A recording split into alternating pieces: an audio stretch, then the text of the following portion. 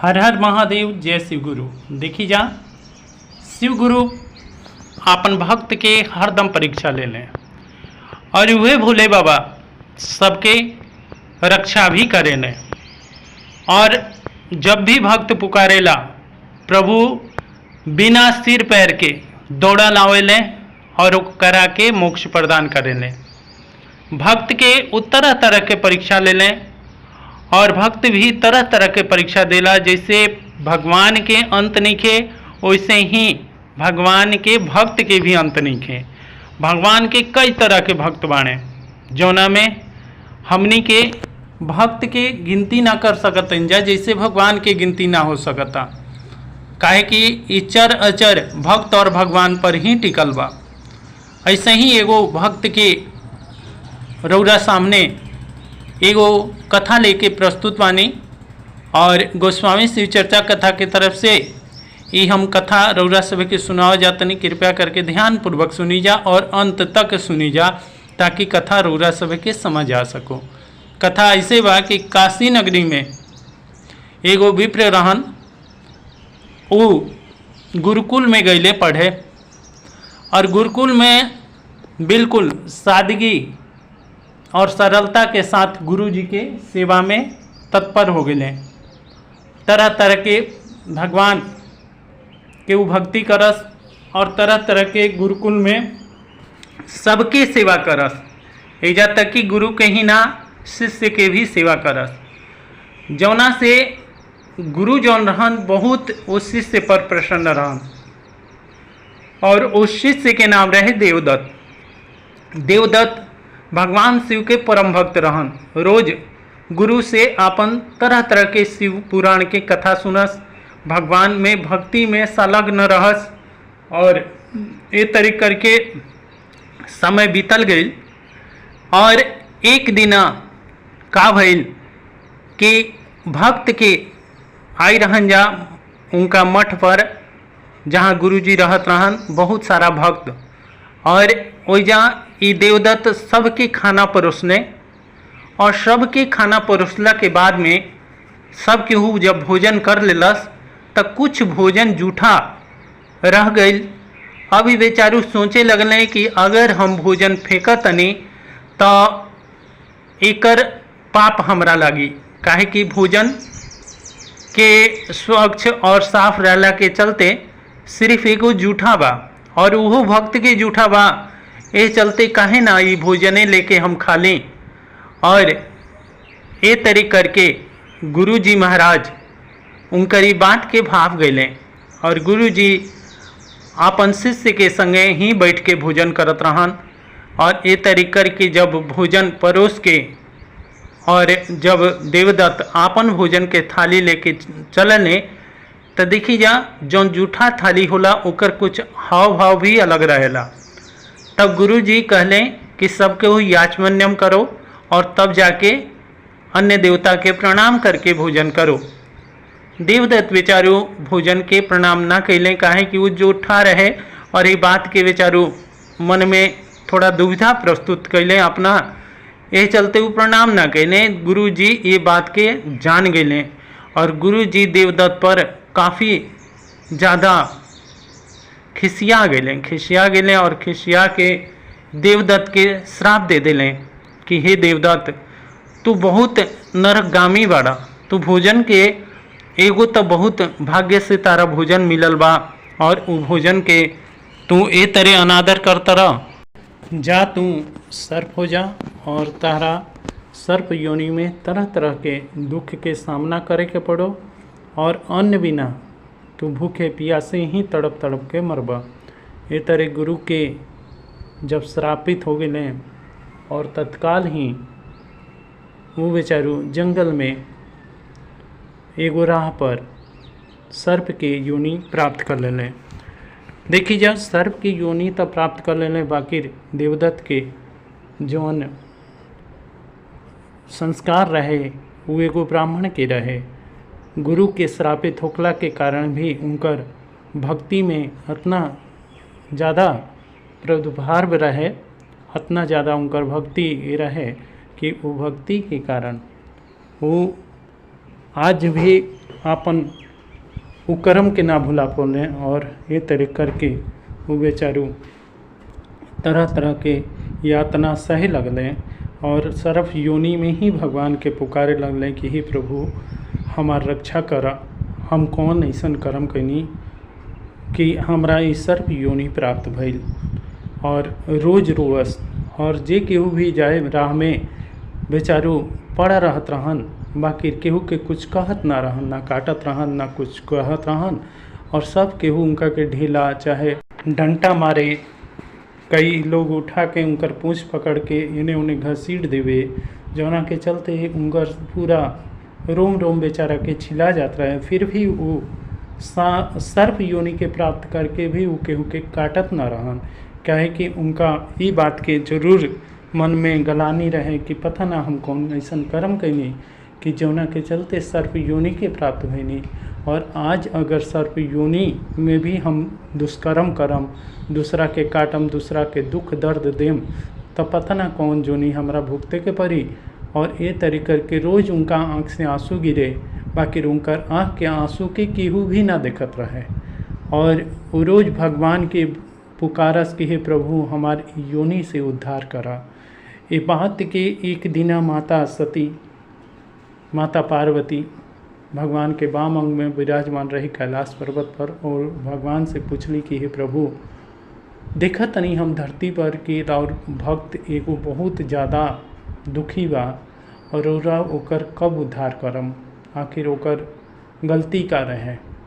और वो जूठा भोजन के भी अगर कैलस करे के कोशिश कैलस तो में वो भोजन के निरादर ना भइल, भोजन के आदर ही भइल, काहे कि वो भक्त लोग के भोजन रहे। और भक्त लोग के भोजन प्रसाद के रूप में हो जाला, काहे कि भगवान के पास प्रसाद और भक्त के भोजन के भी प्रसाद के रूप में मानल जाला। ये चलते रौरा उस सर्प के कब उद्धार करम। भगवान कहलें कि जब समय आई तो उनकर उद्धार अपने आप हो जाई।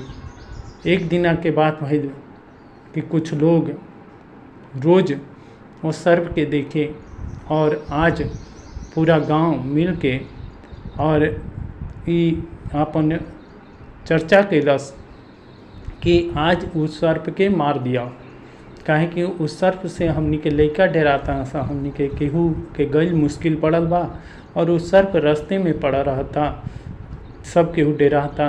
ये चलते सब के ऊपर पंचायत कैलस कि ओकरा के आज मार दिया। ये तरीके करके लाठी लेके सब केहू पहुँच गई, और लाठी लेके पहुँचल वही राह से उहे गुरु आवत रहन, जौन गुरु उनका के श्रापित कैले रहन। और एने से भगवान के भक्त एगो रहन, वो भी पहुँचले, जौन संत महात्मा रहन, और सबके कष्ट के निवारण करे खातिर कहली कि भगवाने खुद अपन धरती पर विचरण करत रहन।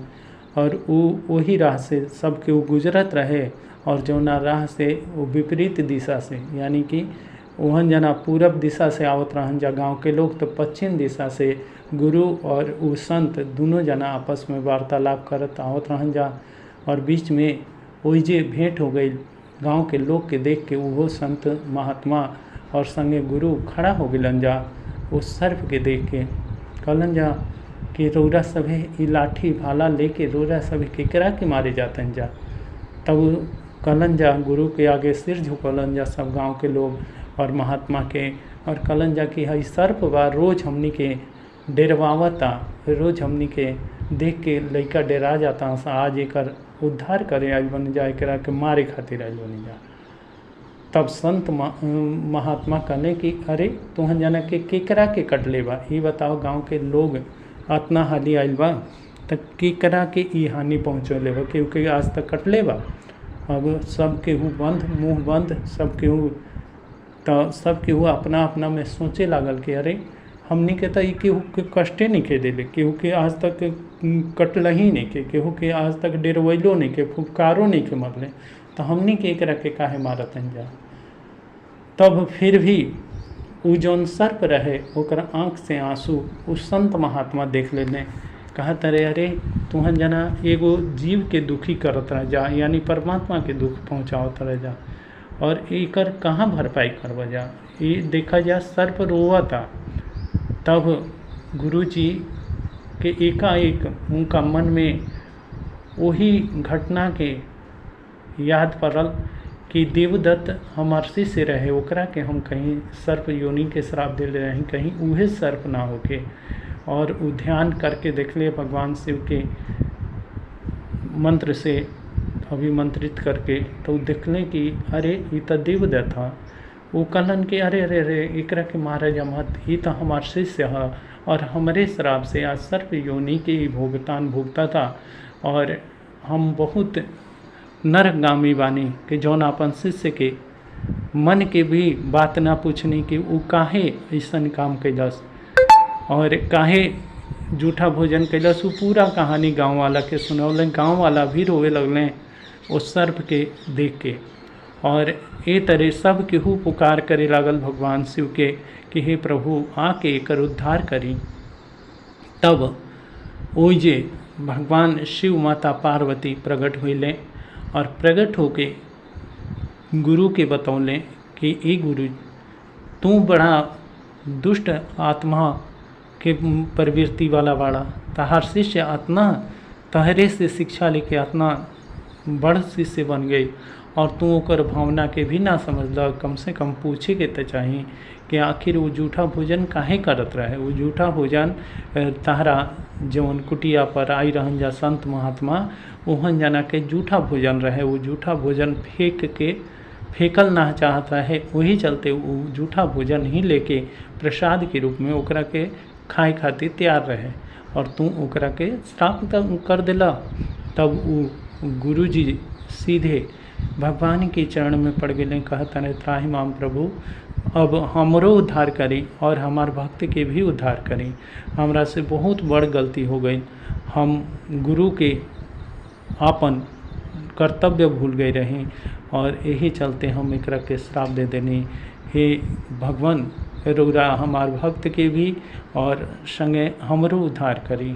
ए पर भगवान शिव सब गांव के भी दर्शन दिले और ओइजा देखते देखते सर्प योनि से देवदत्त के उद्धार हो गए और वो भगवान के शिवलोक धाम में पहुँच गए। यह चलते रउरा सभी से भी प्रार्थना बा कि देखी जा दुनिया में सब केहू ना केहू के तरह तरह के पीड़ा पहुँचाता, तरह तरह के दुख देता, बाकी रोकर भावना के कभी भी कदर नहीं करत। इस चलते रउरा सभी केहू के मन न दुखी करी जा, कौनो जीव के मन दुखी मत करी जा। हर एक जीव में वो भगवान शिव के अंश है और उहे अंश से ई धरती चलाता। पूरा सृष्टि में शिव ही समाइल बाणे, वो पूरा सृष्टि ही इनकर शिवमय है। यह चलते उनकरे सब चीज़ मान के उनकर कार्य करी जा और उनका नाम जपी जा और 3 सूत्र के जरूर से जरूर पालन करी जा। यह हमार शिव चर्चा के मेन कथा बा। हर हर महादेव, जय शिव गुरु। ये कथा रउरा सभी के कैसा लागल जरूर से जरूर कमेंट बॉक्स में हर हर महादेव लिख के जरूर से बताएं जा। जय शिव गुरु, जय गणपति महाराज।